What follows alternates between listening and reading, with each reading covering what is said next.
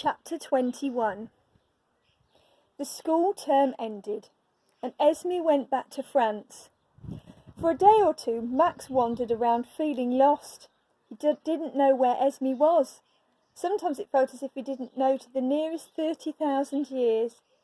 At first, there seemed to be no cure for this. The book from the library with pictures of the Chauvet cave didn't help.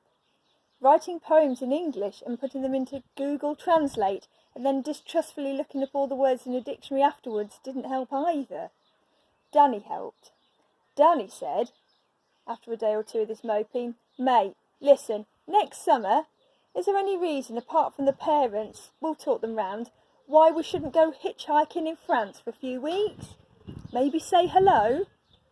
Max cheered up a lot at this suggestion and said he could see no reason at all, apart from the parents, and there was months to talk them round, and then he thought a bit longer and asked, "But what about money?"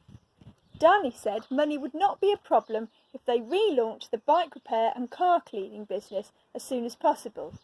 In the great collecting of equipment that followed, of buckled wheels and dirty sponges and chains and cables and graphite lubricant, Max began to feel very much better. With the setting up of a proper account system, with a petty cash book, and a book with expenses and income listed, and a biro tied on with string, he improved even more. He began practising hairstyles and cool but non-smiling expressions for passport photos. He and Danny both agreed not to mention it to the parents till they got the first £100 together. Max had the genius idea of selling car cleaning vouchers as Christmas gifts. Theo bought 2 straight away, one as a thank you for his chimney sweeping friend and one for Polly. Theo could not stop smiling because Polly was coming back. "You said that before," said Louis accusingly. "You always say it. She never ever comes." Louis was in an empty, needy, grumpy mood. Theo had nick-combed him. Max and Danny had told him in blunt words that he was underage for bike repair and car cleaning, and they would only reconsider his application in 6 years' time if he shut up going on about it now. Granny Grace had sent Abby a soft beanie knitted in shades of gold. Louis had been so jealous when she opened it that he'd cried. He was sick of the world.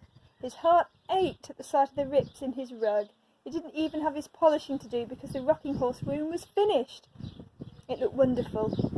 The sheets were gathered up, there were curtains in the window and a fire guard over a real fire in the hearth. Max's tree was still bare and dark, waiting till Polly came home. It was time to decorate the house for Christmas. Abby took charge.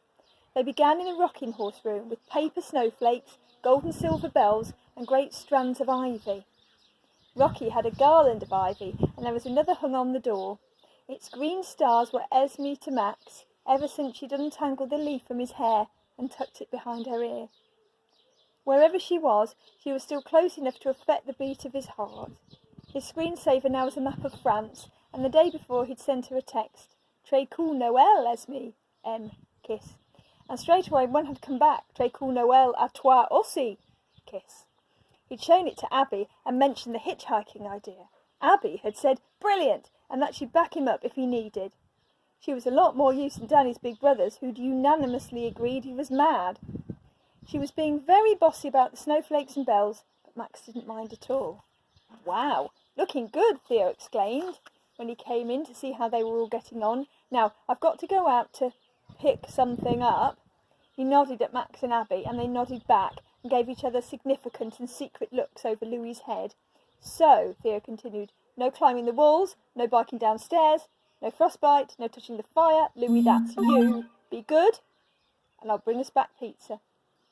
Louis, who was slumped gloomily on Rocky, not helping with anything, said he couldn't touch the fire because they put it in a cage and he didn't like pizza anymore.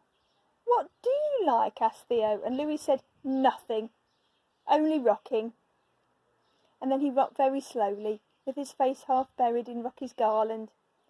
The leaves were Iffin again, pouring through the window in his cloak of crushed green scent, but Iffin was gone, and the magic was gone too. Esme was gone. Mrs. Puddock was gone. Recent extensive investigation had shown that even the black from his nose was gone, and Louis was feeling deserted. Theo looked at him dubiously and said, "Perhaps you should come with me, only you might have to wait around quite a while, and you hate that." and Abby and Max would do things without me, said Louis.